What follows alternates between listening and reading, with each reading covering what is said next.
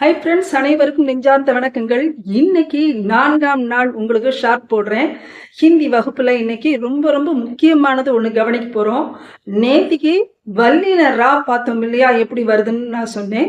இன்னைக்கு இடையின ரா எப்படி வரும் அப்படிங்கிறத நம்ம பார்க்க போறோம். இப்ப பாருங்க, ஹிந்தி வார்த்தையில் ரா உச்சரிக்கும் முறை. இந்த ரா எப்படி வரும்னா சிறிய கோடு மாதிரி வரும் பாத்தீங்க. இப்படி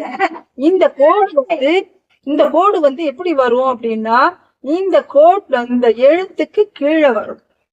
இந்த எழுத்துட்டு இருக்குன்னா இந்த எழுத்துக்கு கீழே வரும். உ ம்ர, இந்த இம்மு சொல்லிட்டு ரே சொல்லணும். இந்த மா இருக்கு இல்லையா, மாக்கு கீழே தானே வருது இல்லையா, இத இம்முன்னு சொல்லி ரே சொல்லணும். உம்ர, உ இம் ர, உம்ர வயது. இது பாருங்க, இது கால இந்த ரே வந்துச்சுன்னா கிர, இக்கு ரே சொல்லணும். கிரஹ்னா கிரகணம்.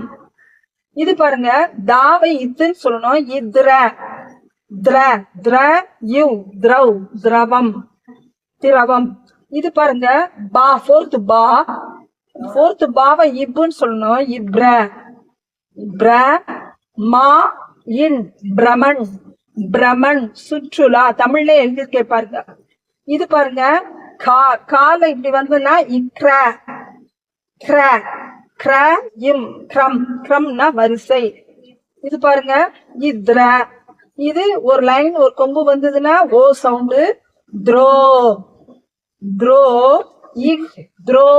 துரோக்னா துரோகம். கா இப்ர,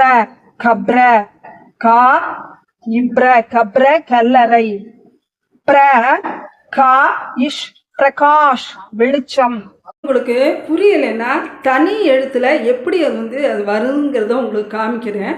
இப்போ பாருங்க, இது இக்கு பிளஸ் ர, இதுதான் ஏ ர ல வன் ஹிந்தியில வரும் இல்லையா. இந்த ர வந்து எப்படி மாறும்? கிர. இதுக்கு பேர் என்ன?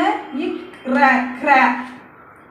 இது இப் பிளஸ் ர, பிர, இப்ர. சரியா? இக் பிளஸ் ர, கிர, இக்ர. பாருங்க, மாங்கிறது இம் பிளஸ் ர, ம்ர, இம்ர, ம்ர. இது நீங்க வாட்ச் பார்க்க தான் உங்களுக்கு